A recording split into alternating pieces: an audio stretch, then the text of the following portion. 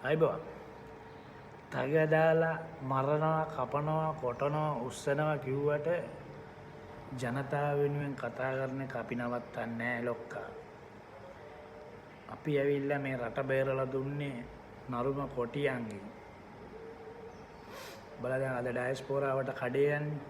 බල එතනද උංගාව තියෙන සල්ලි උඹලට දෙයි කියලා ජීවිතේට දෙන්නේ නැහැ. උන්ගේ පරමායන අරමුණ තමයි මේ රට දෙකට කරලා වෙනම රාජ්‍යයක් ඊළාම් රාජ්‍යයක් බිහි කර ගැනීම. ඒකට අපේ අන්තිම උස්ම පොද තියෙනකම්වත් වෙන්න ඉඩ දෙන්නේ නැහැ. උඹලා ඒකට අඩිපාර කපන්න එපා. උඹලා ඔය තියෙන කඳවුරු ඉවත් කරන්න එපා. උඹලා උන් කියන විදිහට නටන්න එපා. හිටපු රණවිරුවන්ට ලෙඩ දින්න එපා. ඒ කියන්නේ ඊටමත් දයාවෙන් ආදරෙන් කරුණාවෙන්. මොකද යුද්ධයක් කියන්නේ අති බිහිසුණුයි. යුද්ධයක් නිකන් බබාහු කුන්දාලගේම ගහන්න බෑ.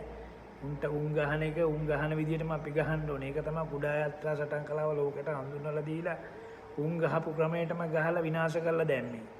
ඒකින්ද කරුණා කරලා කියන්නේ රණවිරුවට ගහන එක නවත්තපල්ලා. මොකද ඉදිරි අනාගතයේදී අන්තිමට පොලිසියටවත් බැඳෙන්න මිනිස්සෙක් එන්නේ නැති වෙයි. කොහොම තුට්ටුවට දැම්මාම. මේ ගහන් ඉන්නේ පදක්කම් ඒවා තහඩු කෑලු නෙමෙයි.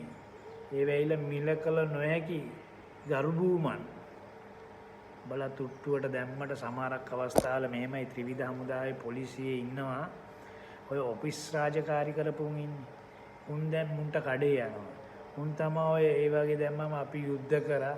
ඒ උන් නිමාඩු වෙනකොට මොකක් හරිලා බ්ලාස්ට් වෙලා කකුලක් අතපයක් ගියාම උන් ගෙදරට ඇවිල්ලා කියන්නේ අපි යුද්ධ කරලා තමයි මේ කකුල් අතපය ගියේ. ඒ උන් තමයි මුන්ට කඩේ යන්නේ. නැත්තම් යුද්ධයට හරියට ෆේස් ටු ෆේස් මුහුණ දීපු මුහුණට මුහුණ සටන් කරපු අමා දුක් විඳපු රට වෙනුවෙන් අවංකව කැපවුණු රට වෙනුවෙන් අවංකව කැපවුණු රට වෙනුවෙන් අවංකව සේවය කරපු සමස්ත ජනතාව වෙනුවෙන්ම සටන් කරපු රණවිරුව කවදාවත් රණවිරුවකට අපහාස කරන්නේ අපහාස කරන්න බෑ. ඒ කරන්න බැරි හේතුව අපි දන්නවා.